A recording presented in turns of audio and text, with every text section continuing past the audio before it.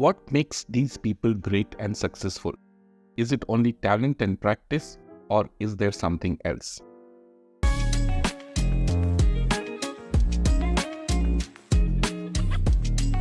Today we review a thought-provoking book which gives us a different level of understanding to success. This extraordinary book by MALCOM GLADWELL challenges the traditional notion of success and argues that it is not only about talent and practice, but also has a lot of external factors and circumstances which makes people successful. Outliers are people who stand out. They are the top athletes, businessmen, billionaires, innovators, professionals, educators, scientists, and politicians. They are the definition of success, the ones that everyone looks up to. When stories of outliers are told, there is a tendency to emphasize individual effort. Gladwell argues that there is another side to the story. Individual effort does count for a lot of things, but it is just one of the reasons for success. The book is divided into two parts: opportunity and legacy.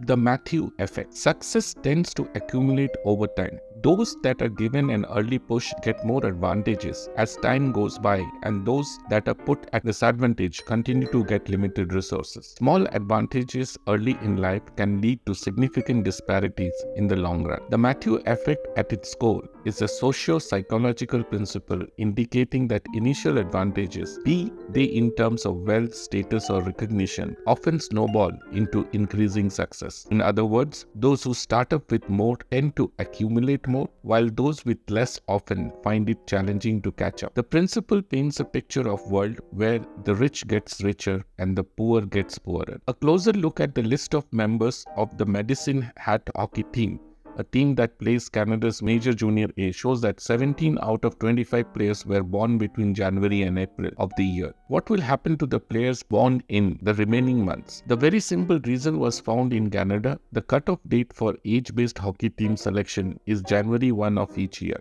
Children who turn 10 in the month of January, February, and March will be selected to participate together with other children born in October, November, and December of the year. During adolescence, a difference of month in age can make a huge difference in how physically mature children are. The 10,000 hour rule.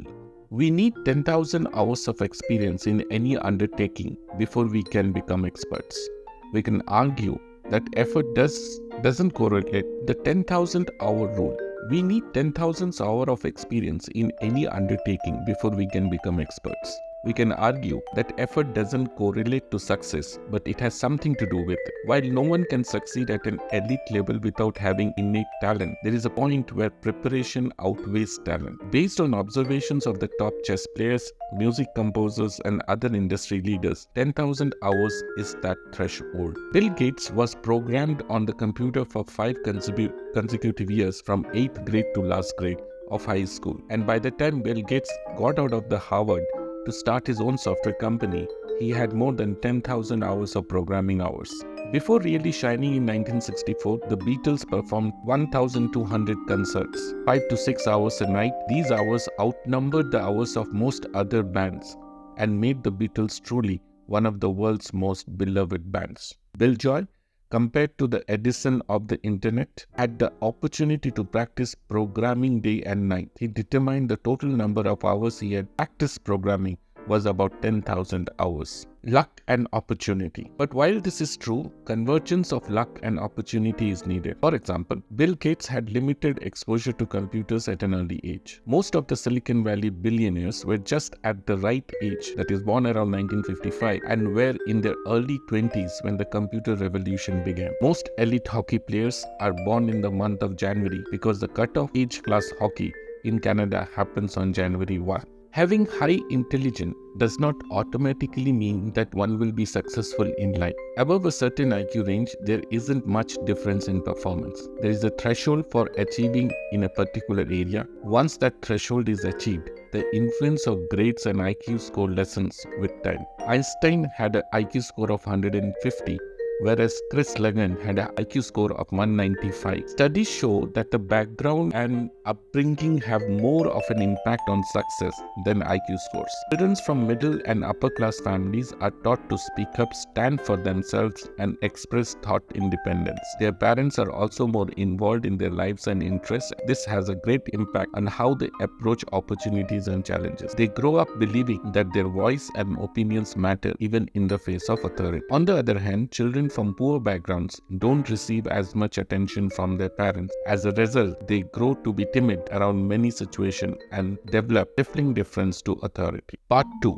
Legacy. Cultural legacies plays an important role in determining the success of outliers. These legacies shape how we react to our environments, how hard we work, how we approach opportunities, and our deference to power and authority. Rice farming is a hard work, in contrast to corn production, which has largely been scaled up by technology advancements. Rice farming requires people to wake up before dawn for 360 days of the year and hope that their labor allows the crop and the family to prosper for another year. Surprisingly, differences in what's required from corn production versus rice farming explain differences in education practices between areas that produce corn and those that produce rice. In areas that produce rice, schooling is much more intense, the school days are longer, and there are more days of schooling when compared with areas that produces corn. This means that kids in these areas are working harder and studying more, which allows them to improve more quickly in certain areas. So when we observe differences in maths abilities between Western and Eastern nations, we can't discount the role of agricultural practices